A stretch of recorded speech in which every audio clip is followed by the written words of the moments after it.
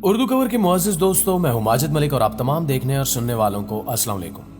नाज़रीन गिरामी, सऊदी अरब में जिद्दत लाने की कोशिश करने वाले मोहम्मद बिन सलमान इमाम मादी अलैहिस्सलाम की आमद से क्यों खौफज़दा है? मोहम्मद बिन सलमान जिस तरह से सऊदी अरब को तब्दील कर रहे हैं वो ऐन अहादीस के मुताबिक है, जिनमें सऊदी अरब के हवाले से इंतहाई अहम पेशगोइयां शामिल हैं। सवाल यह है कि कुर्बे क़यामत में अरब के बादशाह किन किन इस्लामी कवानीन को तोड़ेंगे, बादशाहत के नाम पर कौन कौन से शहजादे आपस में लड़ेंगे और इस्लामी रिवायात के मुताबिक ये सब कुछ कैसे और क्यों कर मुमकिन होगा। आज हम आपको अरब के खित्ते के बदलते हालात और इन हालात का क़यामत की निशानियों से ताल्लुक बताने की कोशिश करेंगे। लिहाजा इस कीमती और मालूमाती वीडियो को शुरू से लेकर आखिर तक खुद भी जरूर देखिएगा और अपने दीगर दोस्तों के साथ भी शेयर जरूर कीजिएगा। तो आइए चलकर मौजू का बाकायदा आगाज करते हैं। नाज़रीन गिरामी, इमाम मादी का ज़हूर चूंकि अरब की सरजमीन पर होना है तो इस हवाले से सऊदी अरब काफी अहमियत का हामिल है। इस वक्त सऊदी अरब में मोहम्मद बिन सलमान की बादशाहत है और मोहम्मद बिन सलमान बहुत तेजी से सऊदी अरब के कवानीन में तब्दीलियां कर रहे हैं। इसी सिलसिले में 2023 वियन और न्यूम शहर का कयाम भी शामिल है। लेकिन हमारे प्यारे नबी हजरत मोहम्मद सल्लल्लाहु अलैहि वसल्लम ने इसके बारे में 1400 साल कबल ये खबर दे दी थी कि अरब की सरजमीन में किस हद तक तब्दीली रूनुमा होगी। हजूर पाक सल्लल्लाहु अलैहि वसल्लम की एक हदीस मुबारका में बयान है कि इमाम महदी के ज़हूर से पहले अरब के 3 शहजादों में लड़ाई होगी। आप ये जानकर शिश्तर रह जाएंगे कि इस वक्त सऊदी अरब के 3 शहजादे हैं जो कि ताजो तख्त हासिल करने के लिए खुद को अहल समझ रहे हैं और मोहम्मद बिन सलमान ने खाना जंगी से बचने के लिए इनको अहम ओहदों पर तैनात भी कर रखा है। उलमा के नजदीक हदीस में जिन 3 शहजादों की लड़ाई का जिक्र आया है, मुमकिन है वो मौजूदा दौर के सऊदी शहजादे ही हों। मोहम्मद बिन सलमान ने कुछ इस्लाम मुखालिफ इकदामात भी उठाए हैं, जिनमें मौजूदा रमजान में लाउड स्पीकर पर पाबंदी लगा दी गई है, बच्चों के मस्जिद में आने पर पाबंदी, इसके अलावा तरावी की नशरियात भी बंद करवा दी गई हैं। इस तरह के इकदामात मोहम्मद बिन सलमान की शख्सियत को मशकूक बना रहे हैं। मुद्दा यह है कि इमाम मादी का ज़हूर होता है तो सऊदी शहजादे को अपने ओहदे से बर्खास्त होना पड़ेगा, क्योंकि जब इमाम मादी का ज़हूर होगा तो सब मुसलमान इमाम मादी को अपना रहनुमा और बादशाह मान लेंगे। दोस्तों, यूं तो नबी पाक सल्लल्लाहु अलैहि वसल्लम ने कयामत की बहुत सारी निशानियां बयान की हैं, जिनमें एक हदीस मुबारका ये भी है कि ऊंटों और बकरियों के चरवाहे बरिना बदन और नंगे पांव होंगे। वो एक दूसरे से मुकाबला करते हुए लंबी लंबी इमारतें बनाएंगे और फख्र करेंगे।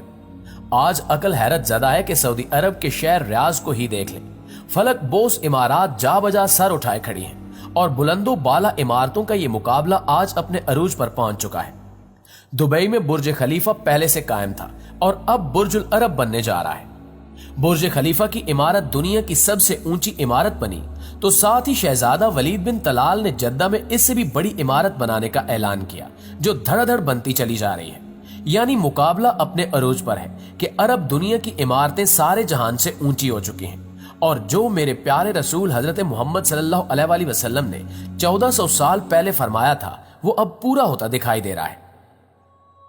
मॉडर्न सऊदी अरब अपना अरूज हासिल करने की तगोदाव में है, लेकिन यह भी कहा जाता है कि हर अरूज के लिए जवाल है, जबकि कुछ माहिरीन कह रहे हैं कि आने वाले दिनों में सऊदी अरब जवाल पजीर हो सकता है, जिसकी एक बड़ी वजह यह है कि सऊदी अरब से निकलने वाले खाम तेल का सबसे बड़ा खरीदार अमेरिका था। लेकिन अमेरिका ने सदर सद्दाम हुसैन को खत्म करके तेल की दौलत से सैराब मुल्क इराक पर कब्जा किया, जहां से वो लाखों बैरल तेल मुफ्त वसूल कर रहा है। तेल की गिरती मांग ने तेल की कीमतों को निचली सतह पर पहुंचा दिया है, जिससे अरब ममालिक का सुनहरा दौर खात्मे के करीब है। मगर यहां सवाल यह पैदा होता है कि इस जवाल के बाद क्या होगा। दोस्तों, अब जरा दूसरा रुख भी देख लीजिए। अल्लाह के रसूल सल्लल्लाहु अलैहि वसल्लम की एक और हदीस मुबारक है कि कयामत से पहले सरजमीन अरब दोबारा सरसब्ज हो जाएगी। कौन सोच सकता था कि सरजमीन अरब के सहरा और खुश्क पहाड़ों की सरजमीन एक बार फिर सब्जे से लहला उठेगी। जदीद टेक्नोलॉजी के पेश नजर पूरी दुनिया में ग्लोबल वार्मिंग और मौसमियाती तब्दीलियां रूनुमा हो रही हैं। नतीजा ये निकला है कि सऊदी अरब में बेमौसम बारिशें होना शुरू हो गई हैं। सऊदी अरब में एक सैलाब कुछ अरसा कबल आया था, जिसमें कुछ अफराद मौत की आगोश में भी चले गए थे, जबकि अरब सरजमीन जिसे पहले ही जदीद टेक्नोलॉजी के काम में लाकर सरसब्ज बनाने की कोशिश की जा रही है, अब वो कुदरती मौसम की वजह से भी सरसब्ज बन रही है। सऊदी अरब गंदम में पहले ही खुद कफील हो चुका है। अब वहां खुश्क पहाड़ों पर बारिशों की वजह से सब्जा उगना शुरू हो गया है। بارشوں کی وجہ سے آخر کار حکومت کو ڈیم بنانا ہوں گے جس سے پانی کی نہریں نکلیں گی، اس سے ہریالی ہوگی، فصلیں لہلہا اٹھیں گی، اور یوں یہ پیشگوئی بھی اپنے تکمیل کے مراحل سے گزرنے جا رہی ہے۔ جو ہمارے حضور نبی کریم صلی اللہ علیہ وآلہ وسلم نے فرمایا تھا اسے ہم اپنی آنکھوں سے دیکھتے جا رہے ہیں۔ اگر احادیث مبارکہ پر غور کریں تو مشرق وسطی کے زوال کا آغاز ملک شام سے شروع ہوا، شاید عرب حکمران اس سے لا تعلق بنے رہے۔ اسی سے متعلق حدیث پاک میں ارشاد ہے، رسول اللہ صلی اللہ علیہ وآلہ وسلم نے فرمایا کہ جب اہل شام تباہی اور بربادی کا شکار ہو جائیں تو پھر تم میں سے کوئی خیر باقی نہیں رہے گی۔ یہ واضح ہے کہ احادیث مبارکہ کی روح سے شام اور اہل شام سے امت مسلمہ کا مستقبل وابستہ ہے۔ اگر ملک شام ایسے ہی تباہ و برباد ہوتا رہا تو پوری امت مسلمہ کی خیر نہیں ہوگی۔ مسلم سکالرز کی تحقیق کے مطابق ملک شام 90% تک تباہ ہو چکا ہے اور صرف 10% باقی ہے، یعنی ملک شام مکمل تباہی کے بعد اب نزع کے عالم میں آخری ہچکیاں لے رہا ہے۔ اس حدیث مبارکہ کے حساب سے عرب ممالک کے سنہرے دور کے خاتمے کی اہم وجہ ملک شام کے موجودہ حالات ہیں۔ گویا کہ نبی کریم صلی اللہ علیہ وآلہ وسلم کی ایک اور پیشگوئی کی علامت ظاہر ہو رہی ہے یا ہو چکی ہے۔ ناظرین، خیال رہے کہ ملک شام کے متعلق اسرائیل، روس، ایران اور امریکہ، ان سب ممالک نے جو بھی جھوٹے بہانے بنائے، ان سب کا اصل ٹارگٹ جزیرت العرب ہے، کیونکہ کفار کا عقیدہ ہے کہ دجال مسیح ہے۔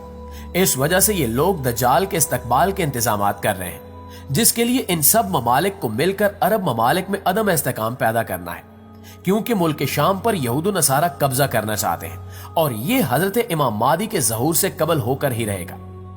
کتاب الفتن میں ہے کہ آخری زمانے میں جب مسلمان ہر طرف سے مغلوب ہو جائیں گے، مسلسل جنگیں ہوں گی، شام میں بھی عیسائیوں کی حکومت قائم ہو جائے گی، سعودی عرب، مصر اور ترکی بھی باقی نہ رہیں گے، ہر جگہ کفار کے مظالم بڑھ جائیں گے، امت آپسی خانہ جنگی کا شکار ہو جائے گی، عرب خلیجی ممالک، سعودی عرب وغیرہ میں بھی مسلمانوں کی شان و شوکت والی حکومت نہیں رہے گی۔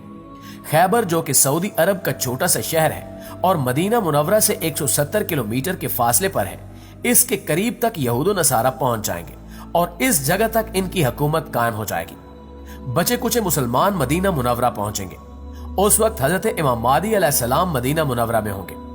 دوسری طرف دریائے تبریہ بھی تیزی سے خشک ہو رہا ہے، جو کہ حضرت امام مہدی علیہ السلام کے ظہور سے قبل خشک ہو جائے گا۔ اس لیے جب مشرق وسطی کے حالات کو، خصوصاً مسلمانوں اور ساری دنیا کے حالات کو دیکھا جائے تو صاف نظر آتا ہے کہ دنیا ہولناکیوں کی جانب بڑھ رہی ہے۔ حتیٰ کہ فرانس بھی عالمی جنگ کی بات کر چکا ہے۔ مگر کیا آپ جانتے ہیں کہ عالمی جنگ کا مرکز کون سا خطہ ہوگا؟ صاف نظر آ رہا ہے کہ مشرق وسطی ہی متوقع ہے اور غزوہ ہند ہو کر رہے گا۔ یہاں بھی انڈیا اور پاکستان کی رنجشیں اور ابتر ہوتے حالات سے بھی ایسا لگتا ہے کہ ہم غزوہ ہند کی طرف بڑھ رہے ہیں۔ دوستو، آنے والے ادوار بڑے پرفتن نظر آ رہے ہیں، اور اس کے متعلق بھی نبی کریم صلی اللہ علیہ وآلہ وسلم نے فرمایا کہ میری امت پر ایک دور ایسا آئے گا جس میں فتنے ایسے تیزی سے آئیں گے جیسے تسبیح ٹوٹ جانے سے تسبیح کے دانے زمین کی طرف آتے ہیں۔ آخر میں یہی دعا ہے کہ اللہ پاک ایمان کی سلامتی عطا کرے اور اپنی حفظ و امان میں رکھے۔ موجودہ حالات کے پیش نظر اپنی نسلوں کی ابھی سے تربیت اور ایمان کی فکر کریں۔ موبائل کے بیجا استعمال سے، رات دیر تک جاگنے، فیشن اور یہودی انداز اپنانے سے اور نمازوں کو ترک کرنے سے روکیں، ورنہ آزمائش کا مقابلہ دشوار ہوگا۔ سوچئے، سمجھیے اور اصلاح کیجیے۔ انشاءاللہ آپ سے ملاقات ہوتی ہے اگلی ویڈیو میں۔ تب تک اپنا ڈھیر سارا خیال رکھیے گا۔ اللہ نگہبان۔